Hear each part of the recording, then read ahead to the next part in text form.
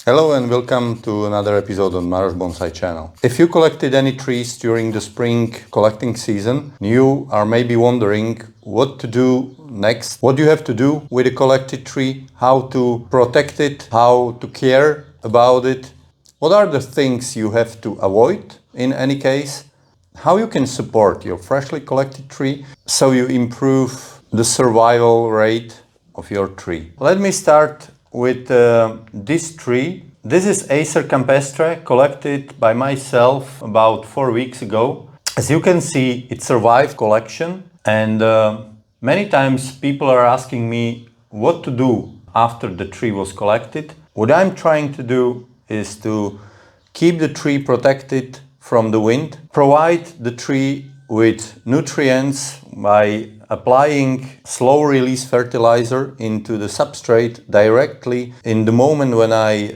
pot the tree, do as much root work on a tree when it's freshly collected, so I don't have to deal with really unnecessary thick roots during the next repotting. When we are collecting the trees, how trees, when we collect them, behave, why they are behaving this way, and is this opportunity unique or can we in any way emulate it later? Let's address those issues. What happens to the tree when you collect it? The growth of the trees is controlled by hormones. The most important two hormones are auxin and cytokinin. The auxin is produced in the tips of the buds in a tree.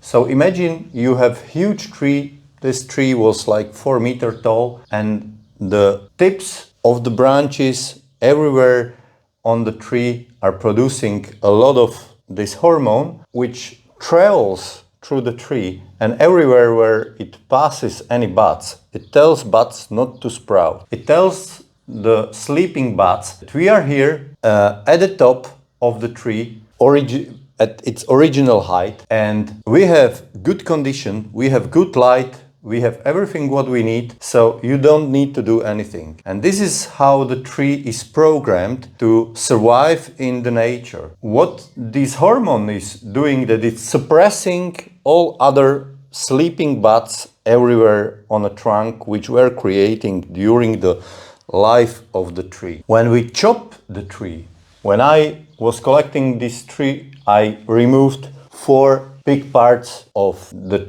branch structure. There was no single active bud. What happened that with all the top branches, all these 3 meters of growth, which was unnecessary for me, I removed all the auxin, all the hormone from the tree. And since there was no hormone which told the sleeping buds not to wake up and not to sprout, the tree was in a stress. It's programmed to protect itself from damage.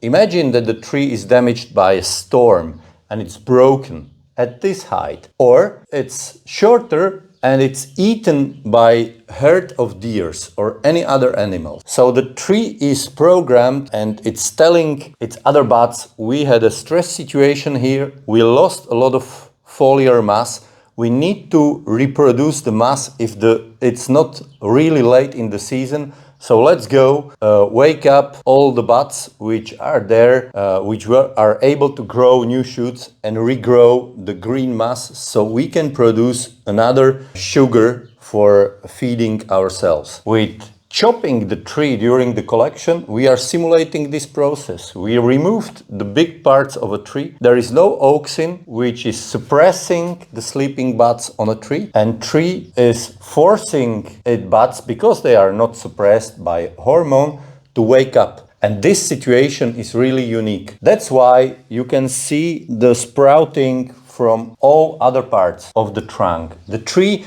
doesn't know which of the new growth will have the best access to sunlight. So it's waking a lot of buds, and it will grow a lot of new shoots everywhere in every direction, and then it decides which are the best, better oriented to sun, to accumulate the biggest amount of solar energy. This is what we did with collecting the tree. I chopped it, the tree is in stress situation. It woke up a lot of buds and now it's sprouting from everywhere. You can hardly simulate this kind of event on a finished or developed bonsai. You can do it only in case you really let the tree grow for many weeks or months, and then you remove big part of top of the tree and allow the light to reach the crown, the inner part of a crown, and then maybe you can emulate something similar like this, but not really sprouting from really old wood and old parts of a trunk. So during the first spring, after we collected the tree is in very unique situation, and we have to use this opportunity. How?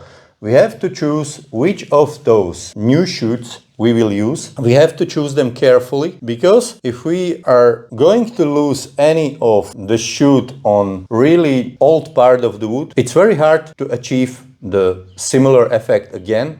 And in many cases, the only way how you can get the shoot or get the branch on really old part of the trunk structure is grafting. Use this opportunity and choose your branches wisely. When to do this?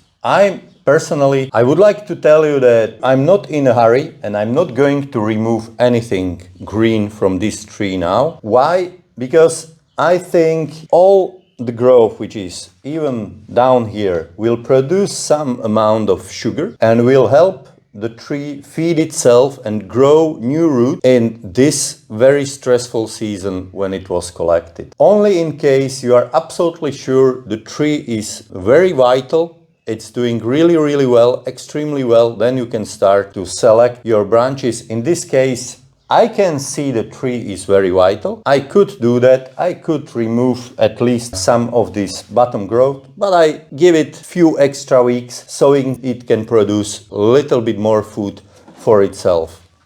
Another thing is that I'm trying to protect the tree from the wind. It's here in covered terrace, protected from the wind, receiving enough sunlight to produce some food, some sugars, but there is no wind, there is no freezing temperature, so the trees here are protected from the frost, and they are watered, not too much, but watered enough to keep the substrate moist. So the slow release fertilizer is activated during the watering and releasing some nutrients. And the watering usually it doesn't have a lot of foliar mass. The watering is not necessary daily in these weather conditions, but I do it maybe like every 3 days, depending on the need of the tree. Another thing is you have to take into consideration that the roots of freshly collected trees are really fragile. So I'm trying not to move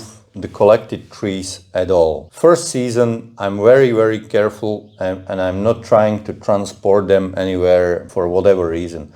What I do time to time is that I rotate the tree so other parts of a trunk are receiving the sunlight. That's it. If I see, and in this case the tree looks healthy, but it's Acer campestre and the fungi likes the leaves of acers, also aphids likes the tree. If it's necessary, I will spray the foliage with insecticide and with fungicide. When I was collecting the tree and I was working on it, you can see a few shots from the day when I was working on it. I was selecting what I want to keep. I wanted to keep all those 3 subtrunks, even if this one will be shorter, but the rest of it is left like it is. There is not going to be any other structural work on a trunk this season. Maybe I start to work on it next season. I want to carve this part of the major trunk, shorten this one, but that's it, and everything will be regrown. So that's all for today. If you have any questions, just ask down below in comment section. Thank you very much for watching and see you next time.